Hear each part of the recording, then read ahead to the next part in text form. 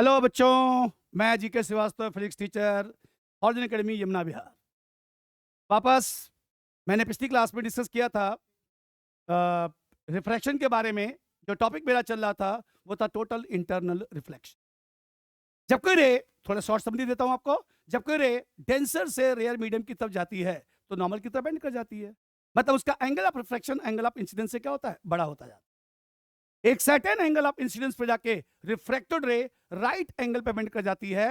Eight that instant the angle of incidence is called as critical angle of incidence and the phenomena is called as just T.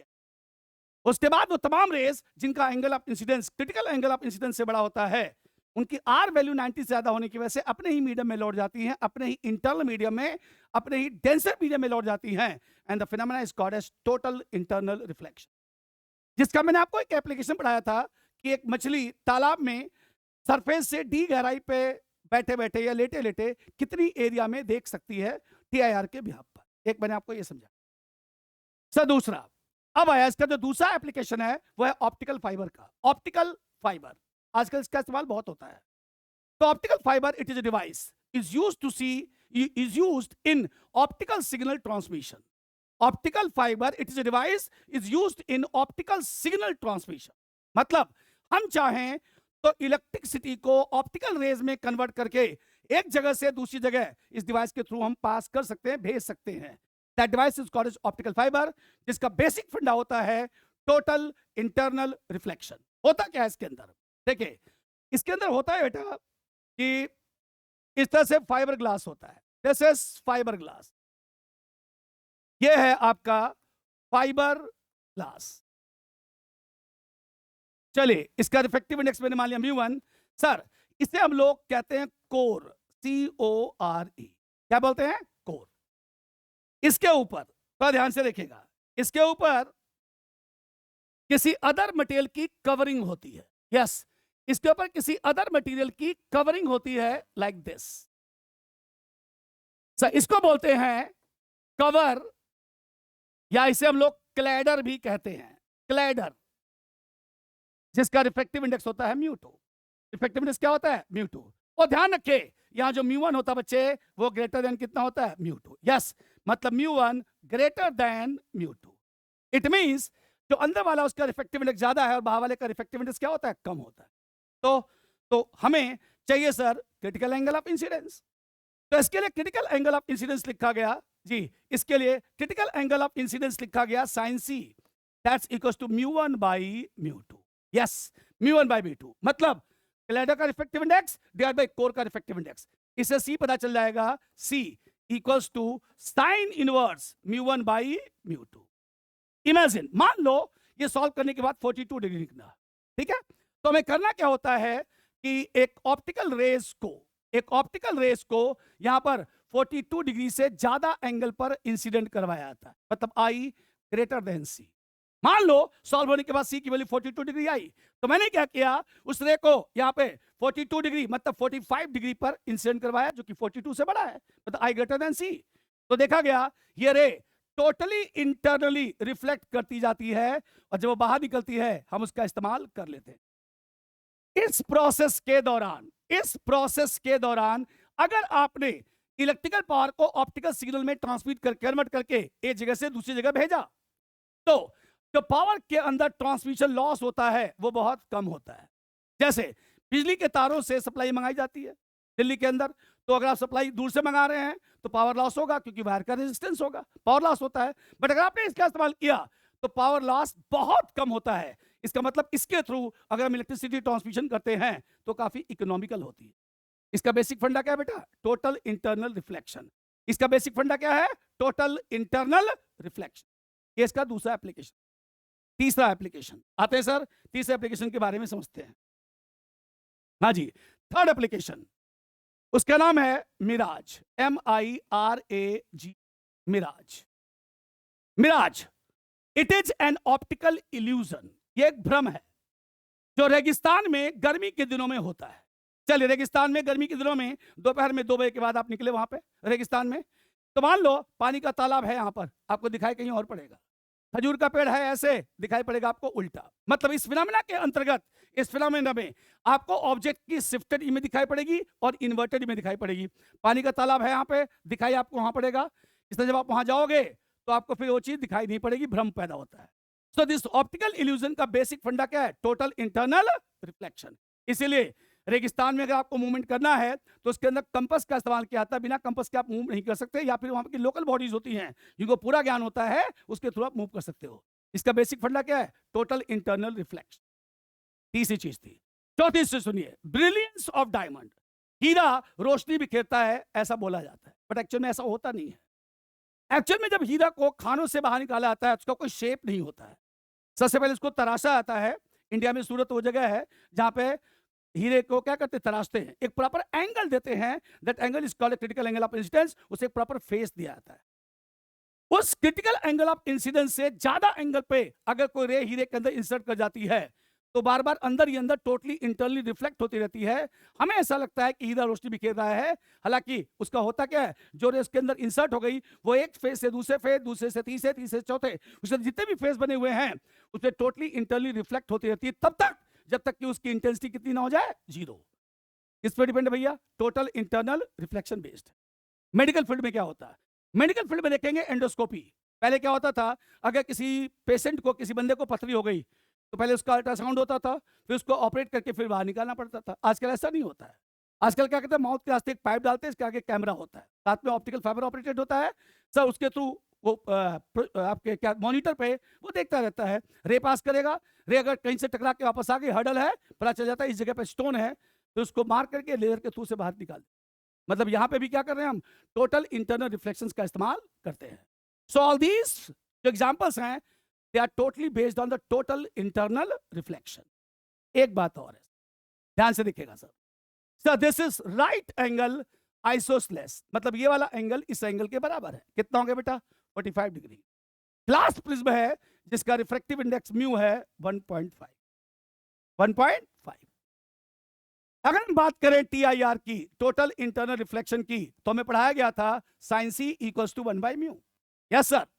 और अगर आपने mu रखा 1.5, मतलब लिखा 2/3, तो लगभग निकला 0.67।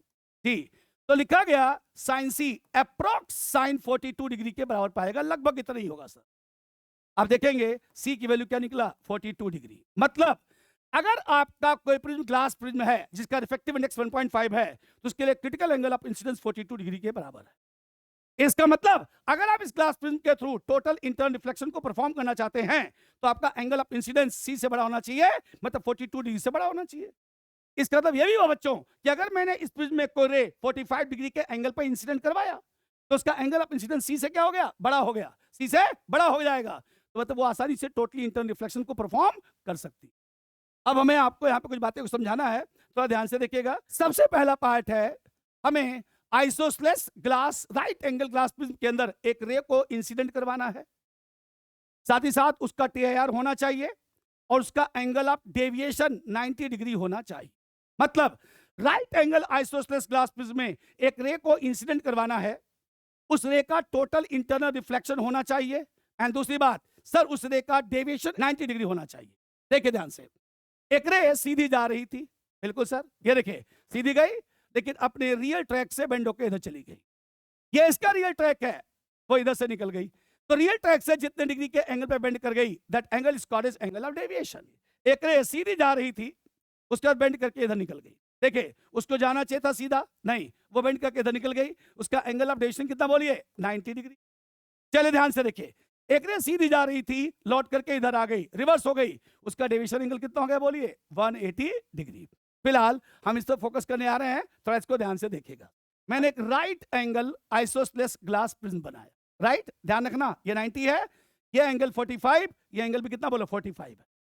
अब मैंने क्या किया बच्चे, थोड़ा ध्यान से देखिए सर, हमने क्या किया, इस वाले सरफेस पर एक रे को इंसिडेंट करवाया, वो भी नॉर्मली।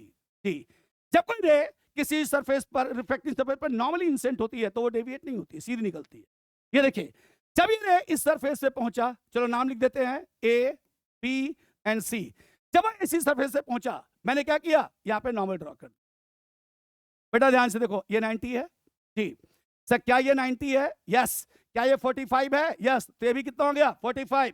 यस सर, ये कितना हो गया 45, तो ये भी कितना हो गया बेटा बोलो 45। कैसे? ये टोटल एंगल 180 है, ये 90, इन दोनों का सम कितना होना चाहिए 90, तो ऑफ कोर्स अगर ये 45 तो ये भी कितना हो गया 45। इसका मतलब जो रे है वो नॉर्मल से 45 डिग्री के एंगल पर इंसिडेंट हुई। यस नॉर्मल से।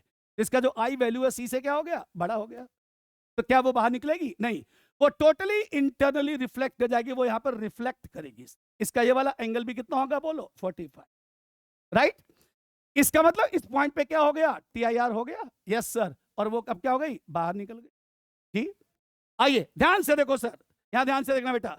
एक्चुअल में इस रे को जाना चाहिए था सीधा, गया नहीं, अपने रियल ट्रैक से किसी प्रॉपर एंगल पे बेंड कर गया। That angle is called as angle of deviation, और ये एंगल है कितना 90 डिग्री। तो अगर आप ध्यान से देखिए बेटा, इस पॉइंट पर टोटल इंटरनल रिफ्लेक्शन हुआ, और जो रे आई वो 90 डिग्री के एंगल पे क्या कर गई डेविएट कर गई।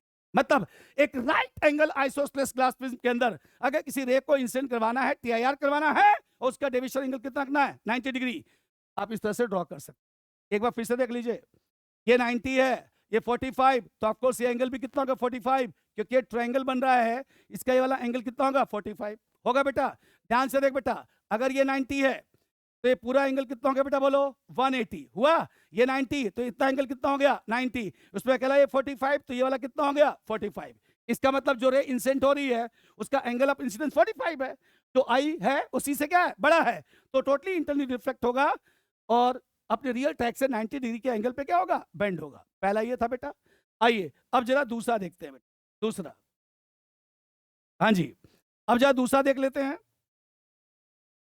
सर हमारे पास एक right angle isosceles glass prism है, ये देखिए बेटा, this is the right angle isosceles glass prism, वही प्रिज्म है, मैंने इसका सिर्फ थोड़ा पोजीशन चेंज किया।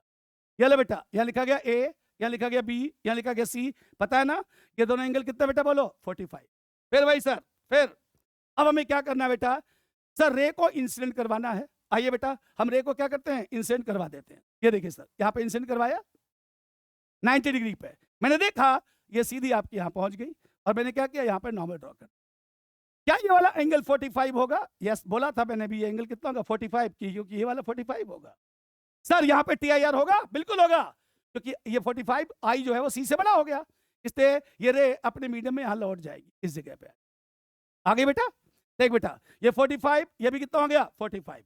अब जब आप यहाँ पे परपेंडिकुलर ड्रॉ करेंगे, क्या ये वाला एंगल भी 45 होगा? बिल्कुल होगा सर। तो क्या यहां भी टीआईआर होगा? बिल्कुल, क्योंकि ये सरफेस इस सरफेस के क्या है सिमेट्रिक है, राइट। अगर टीआईआर हुआ तो रे आपकी यहां पे आ गई, ये वाला एंगल भी कितना हो गया बोलो 45, तब बाहर निकली एंड लास्ट में वापस बाहर निकल गई। ध्यान से देखो, गया इधर लौट के आया इधर अपोजिट, तो इसका डेविएशन एंगल कितना हो गया बोलो 180। सर क्या यहाँ पे टीआईआर हुआ? Yes sir. क्या यहाँ पे टीआईआर हुआ? यस। तो right angle isosceles glass prism के अंदर हम एक रे को इंसिडेंट करवा करके उसका डेविएशन एंगल 180 डिग्री भी गेट कर सकते हैं। पहले वाला कितना था 90, अब कितना हो गया 180, राइट। ये इसका दूसरा एप्लीकेशन। अब इसी में तीसरा देखिए सर, तीसरा, हाँ जी थर्ड पार्ट देखते हैं सर। थर्ड पार्ट में आते बेटा कि this is right angle isosceles glass prism, right. चलो बेटा ये आपका 90 बच्चे, फिर वही 45, फिर वही 45। हमें कह सकते हैं ये वाला हिस्सा और ये वाला हिस्सा एक दूसरे के सिमेट्रिक है, राइट। चलिए अब सुनना सर, हमने क्या किया बेटा, एक रे लिया, देखो यहां से 90 डिग्री के एंगल पे रे को क्या किया इंसिडेंट करवा। देखो सब कुछ बार बार वही कर रहा हूं मैं। जब आप यहां पहुंचोगे ऑफ कोर्स ये वाला एंगल 45 होगा, तो सी से बड़ा हो गया, तो इसका टीआईआर होगा, रे आपकी यहां जाएगी, करेक्ट। यहां पहुंच गए बेटा, तो यहां फिर से नॉर्मल ड्रॉ कर दीजिए आप, फिर से वाला एंगल कितना होगा 45, टीआईआर होगा, वापस लौट जाएगी, यह एंगल भी कितना होगा 45, लौट के आपका इधर आ गया। चलो बेटा हमने लिख दिया यहाँ पर ए, यहाँ लौट के कितना आ गया ए। अब आगे की कहानी सुनो। अब मैंने एक रे और ले लिया भाई, ये देखो सब, मैंने क्या किया, एक रे को यहाँ पर इंसिडेंट करवाया, देखिए फिर से 90 डिग्री के एंगल पे। अब वो यहाँ पर इंसिडेंट हो रही है, नॉर्मल ड्रॉ कर दिया बेटा, यस। ये एंगल कितना होगा 45, reflected back of course TIR.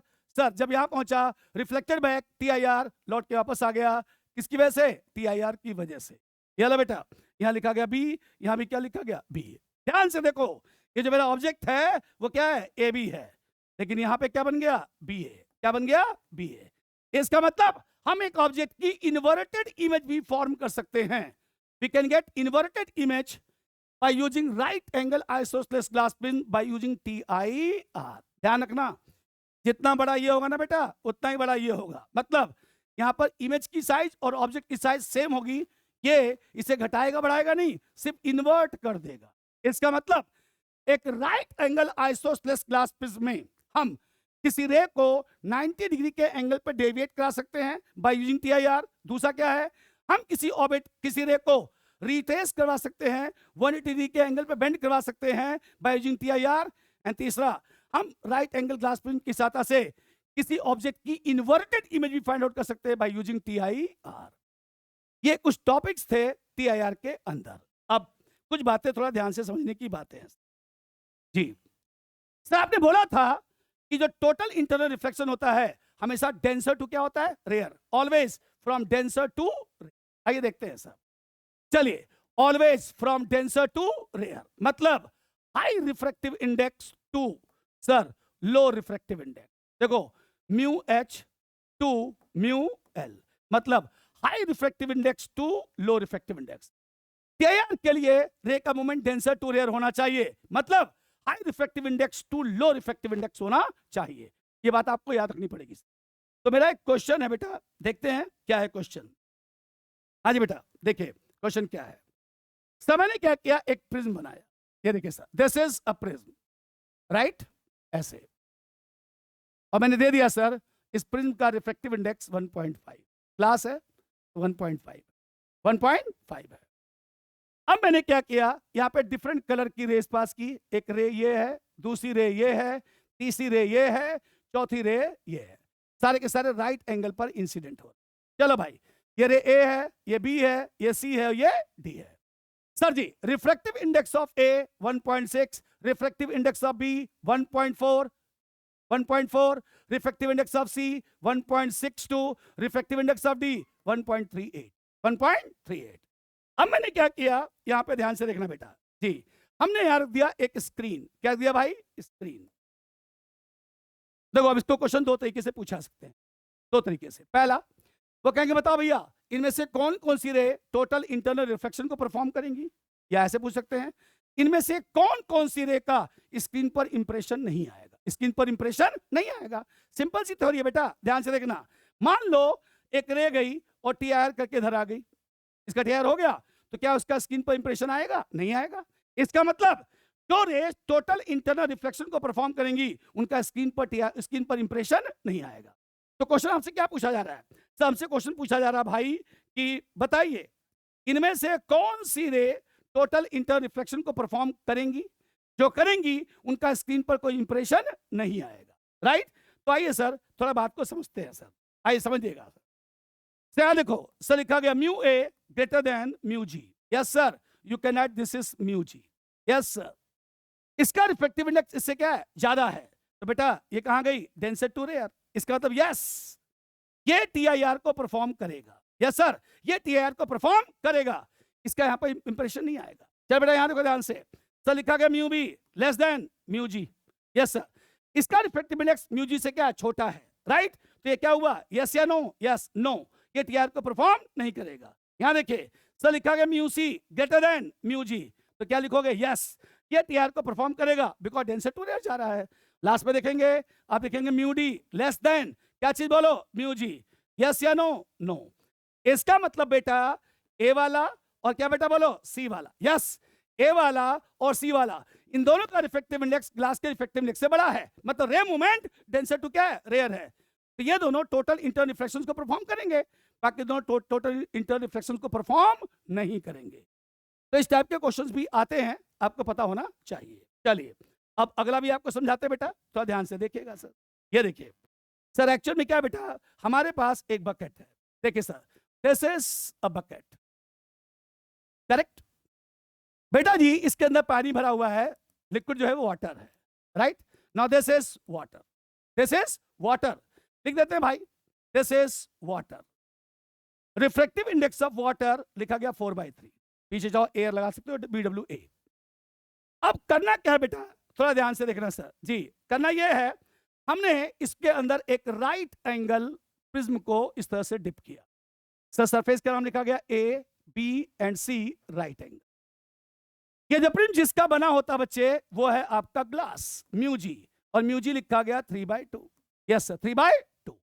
Question क्या है? क्वेश्चन ये है बेटा, ध्यान से देखो। क्वेश्चन ये है, यहां पर एक रे को नॉर्मली इंसिडेंट करवाया गया। नॉर्मल इंसिडेंट किस पर? AB पर। क्वेश्चन ये बताइए कि ये जो रे होगा जब इस सरफेस पर आएगा, जब ये जो रे होगा जो AB सरफेस पर नॉर्मल इंसिडेंट है, जब वो BC पर इंसिडेंट होगा, तो बताओ BC पर वो कितने डिग्री के एंगल पर इंसिडेंट हो ताकि वो जस्ट TIR सफर करे। Just TIR at what angle of incident on BC surface. BC surface पर ये वाली रे कितने डिग्री के एंगल पर इंसिडेंट हो ताकि उसका जस्ट TIR हो। पता है ना, जस्ट TIR के लिए R की वैल्यू कितनी होती है? 90 डिग्री होती है। मतलब जस्ट TIR के लिए angle of incidence critical angle of incidence के बराबर होता है, जिसके अंदर R की वैल्यू कितनी होती है? 90 डिग्री होती है। आइए थोड़ा समझा देते हैं आपको सर। मतलब आप चाहते हो बेटा ये रे आपकी यहां पर आए, बिल्कुल। आपने नॉर्मल ड्रॉ किया, बिल्कुल सर। आपने पूछा ना इस नॉर्मल से ये रे कितने डिग्री के एंगल पर इंसिडेंट हो, मतलब आपको आई चाहिए ताकि ये रे जस्ट TIR करे, ऐसे निकल जाए। इसकी जो R वैल्यू हो कितनी होता है बेटा? बोलो 90 degree. Yes, this phenomena is called as just TIR। क्या कहते हैं बेटा? Just TIR। ये चाहते हो, आपको पता है इस कंडीशन में I should be equal to कितना होगा? C। याद करो बच्चों जी, पढ़ाया था बेटा मैंने। ये डेंसर है, ये रेयर है जी। मैंने कहा था कि अगर ये क्रिटिकल एंगल ऑफ इंसिडेंस हुआ तो ये जो एंगल ऑफ रिफ्लेक्शन होगा कितना? बोलो 90। इसी को क्या कहते हैं? बोलो जस्ट TIR कहते हैं ना बेटा। तो वही तो कह रहा हूं बेटा, अगर चाहते हो कि इस सरफेस पे जो रे रिफ्लेक्ट हो वो जस्ट TIR को फॉर्म करे, मतलब उसकी R वैल्यू 90 डिग्री हो, तो चैंपियन ये I वैल्यू कितनी होगी? C के बराबर। I वैल्यू कितनी होगी? C के बराबर होगी। तो अब सुनना, यहां पर लिखा गया साइन C जी। ये डेंसर है, ये क्या बोलो? रेयर है। तो आप क्या लिखोगे? Refractive index of water divide by refractive index of glass. So water का क्या लिखा गया? 4/3, यहां लिखा गया 3/2। काट के देखो कितना गया, बोलो सॉल्व करके 8/9। तो जो C लिखा गया वो लिखा गया साइन इनवर्स कितना भाई? 8/9। यस, अगर वो इतने डिग्री के एंगल पर इंसेंट होती है, अगर ये रे इस नॉर्मल के साथ इतने डिग्री के एंगल पर इंसेंट होती है, जिसको हम C भी कह सकते हैं, वो साइन इनवर्स 8/9 के क्या होगा? बराबर होगा। एक बार आपको और समझाता हूं, क्वेश्चन ध्यान से समझना। क्वेश्चन में ये था, ये रे इस AB सरफेस पर नॉर्मली इंसिडेंट हो रही है। कहा गया बताइए ये जो रे आई इस पर, वो इस BC सरफेस पर नॉर्मल के साथ कितने डिग्री के एंगल पर इंसिडेंट हो ताकि वो जस्ट TIR को परफॉर्म करे। मैंने बोला था जस्ट TIR का मतलब होता है R कितना होना चाहिए? 90 डिग्री। इसका मतलब क्या हुआ? यहाँ जो I होगा वो C के बराबर होगा फिर तो। और पढ़ाया गया था sine C equal to second medium divide by कितना? बोलो first medium. Second medium water है, फर्स्ट मीडियम क्या है? ग्लास है। पुट कर दीजिए 4/3 डिवाइड बाय 3/2। अगर साफ साफ नहीं लिखा तो ध्यान से देखो, मैंने लिखा 4/3 और डिवाइड बाय 3/2। अब सॉल्व कर लो, क्या निकलेगा? 8/9। सो C क्या निकला? Sine inverse 8/9। So all these question related to total internal reflection. समझ में आ गया? तो रिफ्रैक्शन का एक टॉपिक मैंने कंप्लीट किया, TIR। ये अभी खत्म नहीं हुआ, इसके क्वेश्चंस प्रिज्म के अंदर भी आएंगे, वो क्वेश्चन मैं वहां डिस्कस करूंगा। अब आया सर रिफ्रैक्शन का सबसे महत्वपूर्ण topic, relation between real depth and apparent depth. Real depth and apparent depth, आइए इसको भी डिस्कस करते हैं। हाँ जी, मैंने लिखा है यहां पे रियल डेप्थ DEPTH लिखा गया H, and apparent short form लिख रहा हूं मैं, अपैरेंट डेप्थ सर लिखा गया H dash. Yes sir, real depth and apparent depth क्या है भैया? ये समझो ध्यान से। एग्जांपल देखो, रफ वर्क है। चलिए हमने एक बाल्टी लिया, ठीक है बेटा, और मैंने क्या किया चैंपियन, ध्यान से सुनिए, यहां पर एक बाल्टी में यहां पे एक ऑब्जेक्ट रख दिया, चलो कॉइन रख दिया, कॉइन, राइट। और मैं ठीक इसके ऊपर से इसे देख रहा हूं सर, हमारी आंख यहां पर है, this is called as I.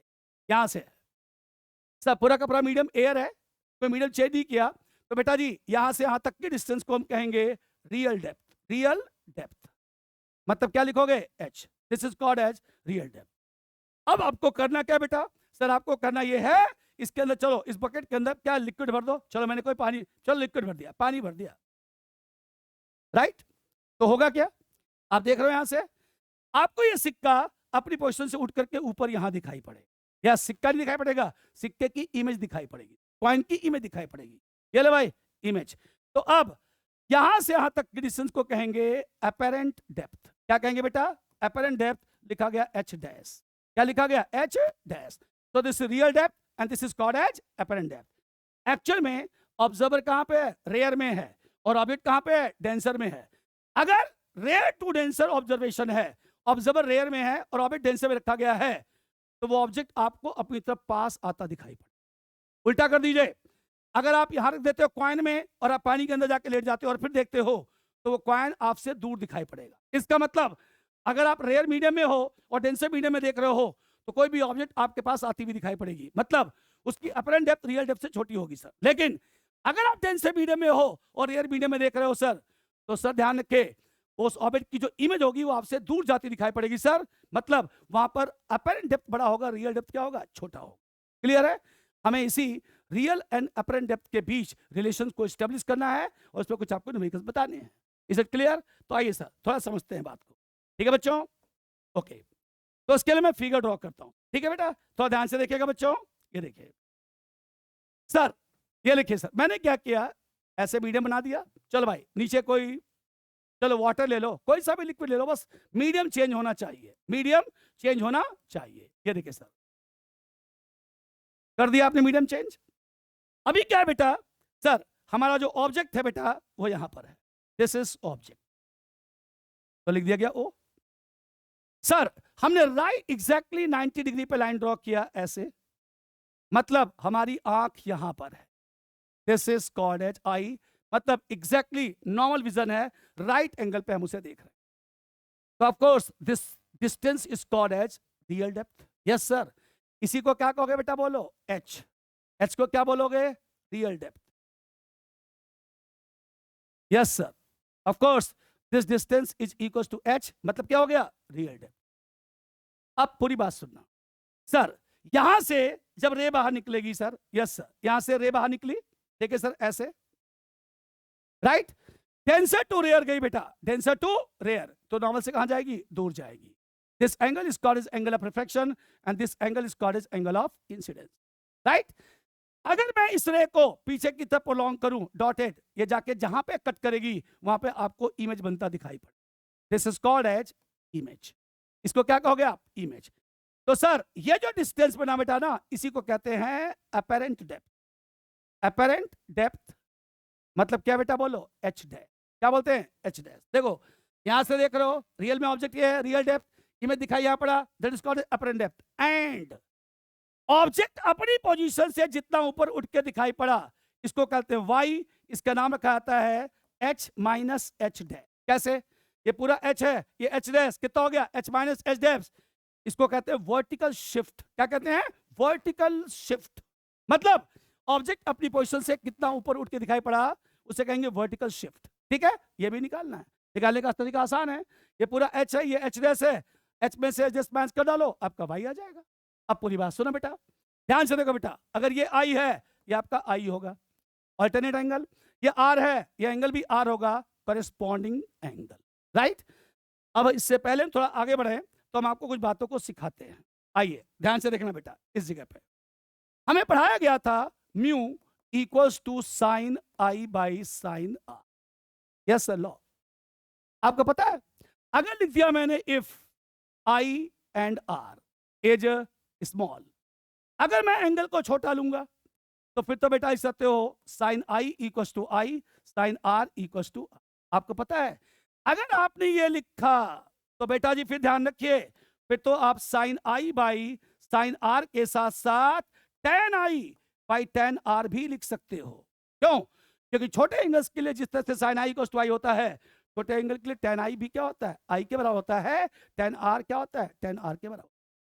Mathematics पढ़ाया था, limits, theta approaches to limit, theta approaches to 0, tan theta by theta equals to 1। Same here, limit theta approaches to 0, sin theta by theta equals to कितना होता है? 1। That's why अगर angle छोटा है तो sin i equals to I, sin r equals to r, tan i equals to I, tan i equals to r। That's why छोटे angles के लिए हम लिख सकते हैं mu equals to sin i by sin r या फिर tan i by tan r।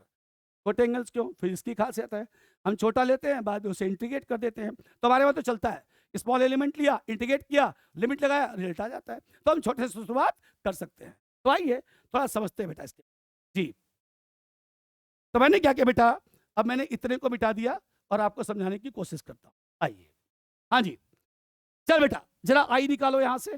चलो यहां लिख देते हैं सर ए, यहां लिख देते हैं बी, और यहां पे आई है, ये आपका ओ है ही सर। बेटा इस ट्रायंगल को ध्यान से देखो, मैंने लिखा in right angle triangle O A B, O A B. बेटा अगर मैं यहां से निकालता हूं tan I perpendicular A B, और बेस क्या लिखोगे बोलो, O A. Yes sir, tan theta perpendicular और कितना हो गया, बेस, ए बी बाई कितना हो गया, ओ ए। और बच्चे अगर मैंने राइट एंगल ट्रायंगल का इस्तेमाल किया, आई ए बी, ये देखो आई ए बी, और यहां से निकाला मैंने tan आर, तो बेटा क्या लिखोगे बोलो, ए बी और डिवाइड बाई कितना हो गया, आई, लिख दिया। अब सुनो, आप जा रहे हो डेयर टू, कहां जा रहे हो, डेंसर टू रेयर, तो लिखोगे म्यू आर डी। बोला था ना, अगर मोमेंट डेंसर टू रेयर है तो सेकंड मीडियम क्या हो गया, रेयर। सेकंड मीडियम का नाम पहले आता है, फर्स्ट मीडियम का नाम क्या होता है, बाद में आता है। सर हम लिखेंगे यहाँ पे tan I by tan R, बोला था ना sin आई की जगह पे आप tan आई लिख सकते हैं। चलिए tan आई तो लिखा गया ए बी बाई ओ ए, और यहां लिखेंगे कितना बोलो, आई ए, और बाई कितना हो गया, ए बी, पुट किया, से यहां से कैंसिल हो गया। सर ध्यान से देखो, लिखा गया म्यू डी आर, सर लिखा गया आई ए डिवाइड बाई कितना हो गया, ओ ए। प्रॉब्लम है, क्या प्रॉब्लम भाई, सपोज करो ये जो लिक्विड है वो वाटर है, मान लो, तो आपको न्यूमेरिकल में क्या गिवन होगा, refractive index of water equals to 4/3। क्या बोला था, पीछे आपको एयर लगाना पड़ेगा। अब जा ध्यान से देखो, क्या ये डी आर है, यस सर, ये डेंसर, ये क्या रेयर है।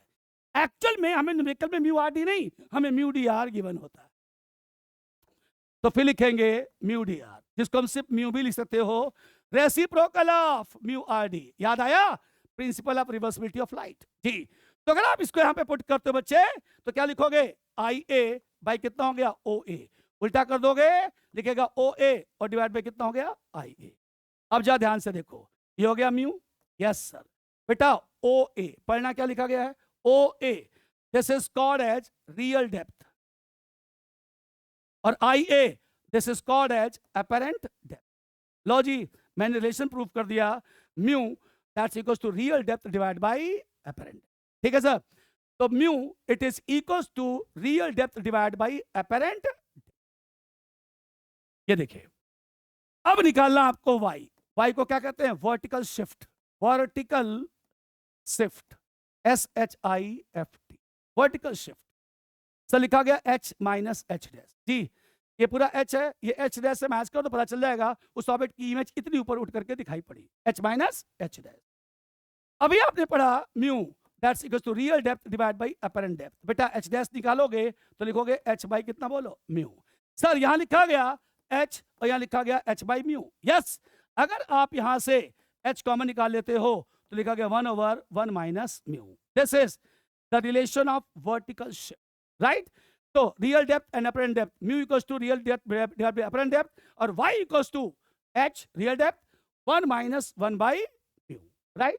अब कुछ बातें आपको यहाँ पे थोड़ा और समझा देते हैं।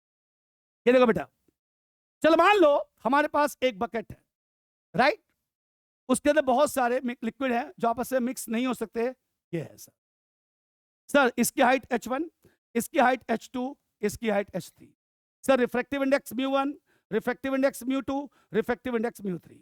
इसको देख के हम कह सकते हैं सर कि सबसे बड़ा रिफ्रैक्टिव इंडेक्स μ1 होगा क्योंकि वो सेटल्ड है, बिकॉज उसकी डेंसिटी क्या है, ज्यादा है।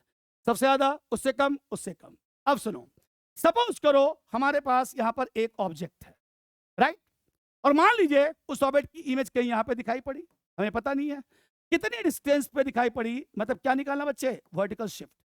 तो अगर मीडियम की संख्या एक से ज्यादा हो तो आप वर्टिकल शिफ्ट कैसे निकालें। देखो बेटा, फॉर्मूला तो हमारे सामने वही रखा गया है, एच 1 माइनस 1 बाई म्यू, हम इस्तेमाल तो इसी का करेंगे।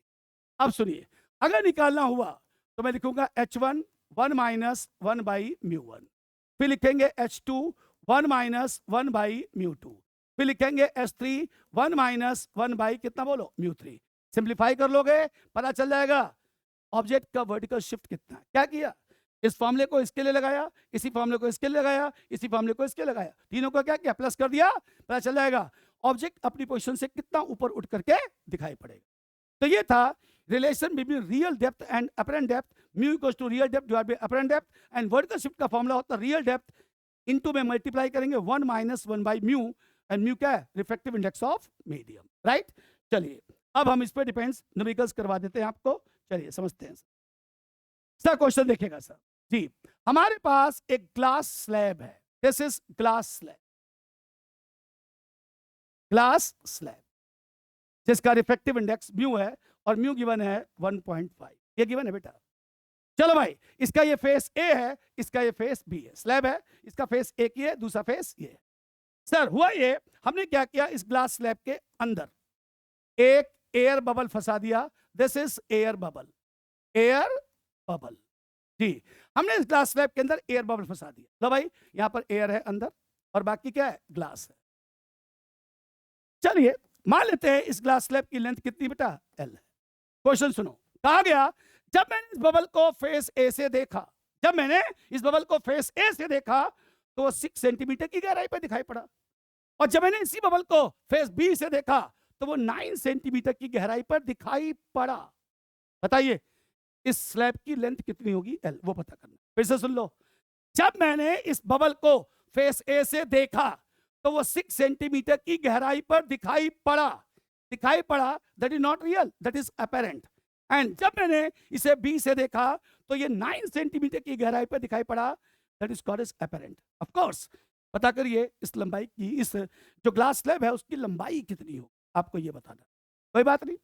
चले मान लेते हैं फेस ए से इसकी जो रियल डेप्थ है वो x है, रियल, तो इसकी जो रियल डेप्थ फेस बी से हुआ l माइनस एक्स, ये क्या हो गया बोलो, रियल हो गया। यस, अगर इसकी रियल लेंथ l है और आपने माना रियल में x है तो रियल में बेस बी से क्या हुआ, l माइनस एक्स हुआ। चलो भाई, सबसे पहले फ्रॉम फेस ए से देखते हैं। आपको पता है म्यू का फॉर्मूला क्या था बेटा, था real depth divide by apparent depth. देखो आरडी का मतलब रियल डेप्थ और एडी का मतलब अपरेंट डेप्थ। चलिए म्यू गिवन है 1.5, रियल डेप्थ x है और अपरेंट डेप्थ कितना गिवन है, 6। आपने कहा ना यहां से 6 सेंटीमीटर की गहराई पर दिखाई पड़ा, तो बच्चे अगर x सॉल्व करोगे 6 इंटू 1.5, सर निकलेगा आपका x, दिस इज 9 सेंटीमीटर। लो भाई पता चल गया यहां से उसकी रियल डेप्थ कितनी बोलो, 9 सेंटीमीटर। अब आते हैं सर फ्रॉम बी फेस से, same formula, mu this is real depth divide by apparent depth, right. चलो भाई, म्यू ये लिखा गया 1.5, real depth l minus x, आपने यही तो माना l माइनस एक्स, और अपरेंट डेप्थ कितना बोला गया, 9 सेंटीमीटर। कहा गया ना कि जब मैंने उसे बी से देखा तो 9 सेंटीमीटर की गहराई पर दिखाई पड़ा। बच्चों इसको मल्टीप्लाई कर दीजिए 13.5, तो लिखा गया l माइनस एक्स। बेटा लिखा गया 13.5 l और x आपने पहले ही निकाल लिखा है, कितना बोलो, 9। तो जो l निकला बेटा वो 13.5 प्लस कितना हो गया, 9, पूरा सॉल्व किया गया 22.5 centimetre. This is actual length of glass slab. तो फंडा यही था, mu equals to real depth by apparent depth. Simple सा क्वेश्चन था, एक ग्लास स्लैब के अंदर एक एयर बबल को इंसर्ट कर दिया गया और स्लैब की लंबाई हमें नहीं पता, रिफ्रैक्टिव इंडेक्स पता है, बोला ये गया जब उसे फेस ए से देखा गया तो 6 सेंटीमीटर की गहराई पर दिखाई पड़ा बेटा, और जब बी से देखा गया तो 9 सेंटीमीटर की गहराई पर दिखाई पड़ा। बताइए एल की वैल्यू कितनी होगी, ये 6 सेंटीमीटर और 9 सेंटीमीटर रियल डेप्थ नहीं है, ये अपरेंट डेप्थ है। तो मैंने क्या किया, फेस ए से रियल डेप्थ x मान लिया तो फेस बी से कितना हो गया, l माइनस एक्स हो गया। अब सुनिए, हमने फॉर्मूला यूज किया ए के लिए, mu equals to real depth divide by apparent depth. RD मतलब रियल डेप्थ, एडी मतलब अपरेंट डेप्थ। भाई लिखा गया 1.5, रियल डेप्थ x है और अपरेंट कितना बोलो, 6 है, यहां से x निकला 9 सेंटीमीटर। यही प्रोसेस मैंने बी से रिपीट किया। देखो बेटा म्यू 1.5, रियल डेप्थ क्या लिखोगे, l minus x, apparent given है 9, सिंप्लीफाई करो, x की वैल्यू पुट करो और आपका l निकल जाए। तो this is first example of real depth and apparent depth. चलिए दूसरा क्वेश्चन समझाते हैं। हाँ जी, सेकंड क्वेश्चन आते हैं। ये जो सेकंड क्वेश्चन है वो एनसीईआरटी का है और ये नीट एंट्रेंस में एक दोबारा आया भी। क्या है भैया, सुनिए। इन्होंने कहा भैया हमारे पास एक इस तरह से, सुनिएगा ध्यान से, बकेट है और इस बकेट में लगभग 20 सेंटीमीटर गहराई तक, 20 नहीं चलो मान लिया 30 सेंटीमीटर गहराई तक वाटर है। Now this is water, right sir, 30 centimetre गहराई तक वाटर है। भर दिया वाटर सर। अब पूरी बात सुनना sir. Sir normal vision exactly right angle पर देखा गया सर, यहां पर रखा गया एक object, this is object. Sir हमारी आंख यहां पर है, कहीं लिख दिया मैंने दिस इज आई, मतलब ऑब्जर्वर यहां पे है बेटा। सर इस ऑब्जर्वर से यहां तक की जो गहराई है वो आपको गिवन है 50 सेंटीमीटर। यस सर, बोला गया ऑब्जर्वर से ऑर्बिट तक की डिस्टेंस कितनी, बोलो 50 सेंटीमीटर। बताइए ऑब्जर्वर से इस ऑब्जेक्ट की इमेज की डिस्टेंस क्या होगी अगर रिफ्रैक्टिव इंडेक्स ऑफ वाटर 4/, यही से लिख देते हैं बेटा, म्यू डब्ल्यू इक्वल टू 4/3। क्या पूछा गया? चलो भाई एक काम करते हैं ना, इसको मान लेते हैं ओ, ये पॉइंट मैंने मान लिया ए, ये पॉइंट मैंने क्या मान लिया बी, बी पे हमारा ऑब्जर्वर है। सुनिए ध्यान से, ऑब्जर्वर से ऑब्जेक्ट की डिस्टेंस 50 सेंटीमीटर और बकेट में लिक्विड कितना, बोलो 30 सेंटीमीटर। क्वेश्चन क्या है? क्वेश्चन ये है, बताइए इस ऑब्जर्वर से इस ऑब्जेक्ट की जो इमेज बनेगी वो कितनी डिस्टेंस पे पाई जाए, कितनी डिस्टेंस पे पाई जाए। Okay no problem. तो बेटा हमने क्या किया, चलो थोड़ा सा कलर चेंज कर देते हैं और आपको समझाते हैं। चलो बेटा मान लीजिए इस ऑब्जेक्ट की इमेज यहां बनेगी सर। यस सर बिल्कुल बनेगी, आपको समझाया था ना, वर्टिकल शिफ्ट होगा। चलो मान लो ये जो डिस्टेंस होगी वो मैंने क्या मान लिया, h डैश मान। और बेटा यहां से इस डिस्टेंस को मैंने क्या मान लिया, h मान। ध्यान से सुनना, h। अब जो मैं कैलकुलेशन कर रहा हूं बेटा वो कर रहा हूं सब फ्रॉम ए, फ्रॉम ए। मैंने मान लिया, सपोज करो मैंने ऑब्जर्वर को यहां पे ले लिया, कहां बेटा, ए से। पहले यहां से लो तो क्या होगा, ऑब्जर्वर अगर यहां पे है तो यहां से यहां तक की डिस्टेंस को क्या कहोगे, रियल डेप्थ, इसे क्या कहोगे, एपेरेंट डेप्थ। आइए तो लिखा गया mu that's equals to real depth divide by कितना, बोलो एपेरेंट डेप्थ। म्यू से लिखा गया 4/3, रियल डेप्थ 30 सेंटीमीटर। जी देख लो यहां से कितना 30 सेंटीमीटर, और आपको अपेरेंट डेप्थ चाहिए तो जो एच डैश निकला वो निकला 90/4, मल्टीप्लाई कर लो बेटा। जी सर लिखा गया 45/2, इसका अंदर जो एच डैश निकला बेटा वो 22.5 सेंटीमीटर। क्या निकला गया, 22.5 सेंटीमीटर। साफ साफ लिख देते हैं 22.5 सेंटीमीटर। दोबारा देख लो sir, refractive index 4/3, real depth is 30 और अपरेंट डेप्थ हमें चाहिए सर। अगर एच डैश निकाला तो 90/4 मतलब 22.5 सेंटीमीटर। बेटा ध्यान से देखो, आपने एच डैश निकाल लिया बेटा, कितना बोलिए, तो 22.5 सेंटीमीटर। आपको पता क्या पूछा गया, यस हमसे पूछा गया, बताइए ऑब्जर्वर से इमेज कितनी डिस्टेंस पे दिखा। एक्चुअल में ऑब्जर्वर कहां बेटा, यहां पर है ना, और इमेज कहां बना, ये सर, ये मेरे को चाहिए, मतलब मेरे को ये स्मॉल h चाहिए। तो क्या लिखोगे, आसान है बेटा, ये 50 था ये 30, तो बताइए ये डिस्टेंस कितना हो गया, 20 सेंटीमीटर। राइट, देख बेटा ये 20, ये 22.5, मतलब लिखा गया 22.5 प्लस 20, पूरा सॉल्व किया गया 42.5 centimetre. This is position of image of object from the observer. एक तरीका ये भी था, दूसरा तरीका और था सर, ये आपका रियल डेप्थ है, यस आप ये वर्टिकल शिफ्ट निकाल लो y, ठीक है, y जितना भी निकलेगा इस 50 में से y को माइनस कर दो, ये पूरा निकल जाए। नहीं समझे, सुनिए, जैसे अगर मैं y निकालता तो लिखता मैं h इन ब्रैकेट 1/1/μ। y क्या होता बेटा, तो ये होता y, मतलब जब ऑब्जर्वर यहां से देखता तो इसको हम y कहते हैं। चलो भैया h क्या लिखते बोलिए आप, 30, और 1 माइनस 3/4, उल्टा हो जाता बेटा ना 4/3 का। तो सर लिखा गया था कितना, बोलो 30 बाई कितना हो गया 4, लिखा गया 7.5। देख बेटा अगर ये 7.5 आ गया, आइए टोटल कितना बोलो 50, तो 50 में से 7.5 माइनस करके देखो कितना आएगा 42.5, ऑब्जर्वर से इसकी डिस्टेंस 42.5, ऐसे भी निकाल सकते हो। मतलब आपके पास चॉइस खुले हुए हैं, जो याद आया कम टाइम में उसे फटाक से आपको करना है, ताकि हम एमसीक्यू को 1 मिनट के भीतर पढ़ भी सकें और कर भी सकें। It means time management. Clear, ये आपका एक क्वेश्चन था। आइए अब आगे समझते हैं। नेक्स्ट अगला क्वेश्चन थोड़ा सा अच्छा है बेटा, थोड़ा ध्यान से देखिएगा जी। हमने क्या किया बेटा, एक glass slab, this is glass slab sir, जिसकी जो लंबाई है बेटा वो लिख दिया गया, चलो 30 centimetre. This is glass slab 30 centimetre. चलो भाई इसका नाम रख दिया गया, चलो कुछ लिख देते हैं सर, लिख देते हैं P, और इसका नाम लिख देते हैं सब यहाँ पे Q, यहाँ लिख दिया गया R, यहाँ क्या लिखा गया S, और ये ग्लास स्लैब। सर अब क्या किया गया, यहां पर एक ऑब्जेक्ट रखा गया ए बी, ध्यान से देखना बेटा, ए बी ये आपका ऑब्जेक्ट है बेटा, यहां से वो 20 सेंटीमीटर की दूरी पर। कहां से, देखो इस वाले फेस से इस ऑब्जेक्ट की डिस्टेंस कितनी बोलो, 20 सेंटीमीटर। क्वेश्चन क्या है, क्वेश्चन ये है कि अब अगर मैं इस स्लैब में, ये क्या बोलिए P है, ये S है, ये Q है, ये कितना बोलो R है। ध्यान से देखना, अगर मैं इस स्लैब में अब क्या करूं सर, ये देखिएगा सर, इतने वाले हिस्सों को पेंट कर दूं, पेंट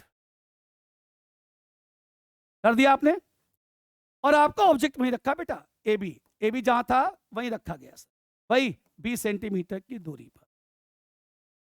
ये आपका ग्लास स्लैब है, इस पूरे की लंबाई कितनी बोलो, 30 सेंटीमीटर। ना ध्यान सुनना सर, इस ग्लास स्लैब का रिफ्रैक्टिव इंडेक्स गिवन है 1.5, क्या गिवन है भैया, 1.5।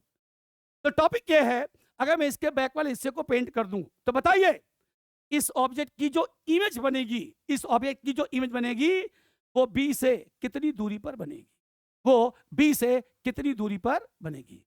What is position of image, what is position of image from B, मतलब ऑब्जेक्ट से, राइट।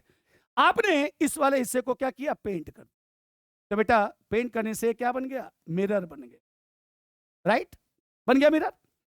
चलो सपोज करो आप यहां से देखते हो, ये मीडियम क्या है बेटा, बोलो एयर है, यहां से, तो यहां से देखोगे तो ये मिरर है, मतलब ये आपके लिए क्या हुआ, ऑब्जेक्ट है।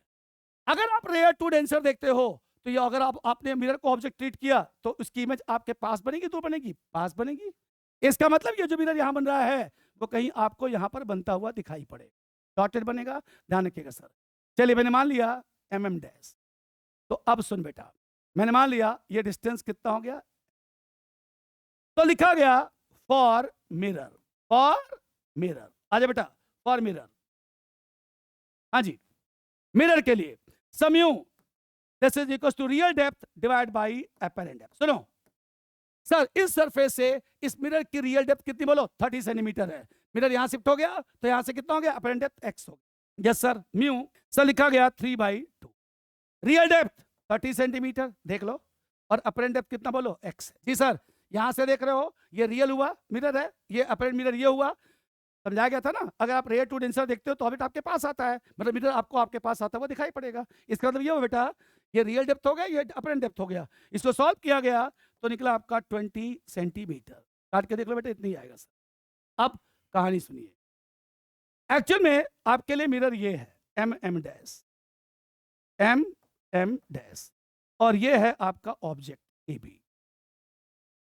पूरी बात सुनना ध्यान से, बताइए इस मिरर से इस ऑब्जेक्ट तक की डिस्टेंस कितनी हुई, कितना भैया, 20 प्लस एक्स, तो यहां लिखा गया 20 प्लस एक्स, राइट।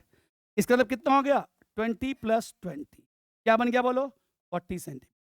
मतलब ऑब्जर्वर को मिरर ये दिखाई पड़ा तो उस मिरर से ऑब्जेक्ट 40 सेंटीमीटर की दूरी पर है। कंसेप्ट है भाई, प्लेन मिरर में ऑब्जेक्ट जितनी दूरी पर होता है, इमेज मिरर में उतनी डिस्टेंस पीछे बनती हुई दिखाई पड़ती है। इसका मतलब इस मिरर में इमेज आपको यहां पे बनती हुई दिखाई पड़ेगी सर, लिखा गया ए डैश एंड बी डैश, कितनी दूरी पर, 40 सेंटीमीटर। बोला ना, जितनी डिस्टेंस आप आगे खड़े हो मिरर पे उतनी डिस्टेंस पीछे आपकी इमेज बनती हुई दिखाई पड़ेगी। तो द टोटल डिस्टेंस कितना हो गया भाई, 40 प्लस 40 कितना हो गया, 80 सेंटीमीटर। तो what is your answer, answer ये हुआ इस ऑब्जेक्ट की जो इमेज बनेगी, राइट, वो 20 से 80 सेंटीमीटर की दूरी पर बनेगी। आइए मैं आपको एक छोटी सी समरी दे देता हूं, समझा देता हूं सर, ध्यान से देखिएगा सर। इससे बेसिक फंडा क्या था, फंडा ये था कि अगर आपने इस हिस्से को पेंट कर दिया तो ये बन जाएगा क्या चीज, मिरर। अब हम अपने आप को यहां पे लाते हैं बिल्कुल इस जगह से, ऑब्जर्वर यहां मान लेते हैं, इस ऑब्जर्वर के लिए ये ऑब्जेक्ट हुआ, ये क्या बन गया, इमेज। यस सर, क्योंकि रेयर टू डेंसर मूवमेंट में हमेशा ऑब्जेक्ट आपके पास आता है। ये क्या कहलाएगा बोलो, यहां से यहां तक रियल डेप्थ कितना, 30 सेंटीमीटर, ये क्या कहलाएगा, अपरेंट डेप्थ। मैंने सबसे पहले अपरेंट डेप्थ निकाल लिया। अब इस ऑब्जर्वर के लिए मिरर ये दिखाई पड़ेगा, दिस वन, तो मैंने बना लिया और देखा मैंने इस मिरर से ऑब्जेक्ट तक की डिस्टेंस कितनी बोलो, 20 प्लस एक्स है, राइट। बोला गया था प्लेन मिरर में जितनी डिस्टेंस आप आगे खड़े होते हो आपकी इमेज उतनी डिस्टेंस कहां बनती है, पीछे बनती है। तो 20 plus x, that's why 20 plus x 40 and 40। इसका मतलब ये हुआ इस ऑब्जेक्ट्स की जो इमेज यहाँ पे बनी वो 20 से 80 सेंटीमीटर की दूरी पर बनी। तो this is relation between real depth and apparent depth. इतना टॉपिक था बच्चों किसके बारे में? रिफ्रैक्शन के बारे में। तो यहाँ मेरा एक टॉपिक खत्म होता है ऑप्टिक्स का, जिसका नाम था रिफ्रैक्शन। अब मैं जो अगला टॉपिक स्टार्ट करूंगा उसका नाम होगा डिस्पर्शन। जो प्रिज्म के थ्रू होता है वो कैसा होगा, वो हम स्टार्ट करेंगे अगले लेक्चर में। तब तक के लिए सब लोग अपना ख्याल रखिएगा, इसकी प्रैक्टिस करें, वीडियो को देखें और इसको समझें। ठीक है, थैंक यू।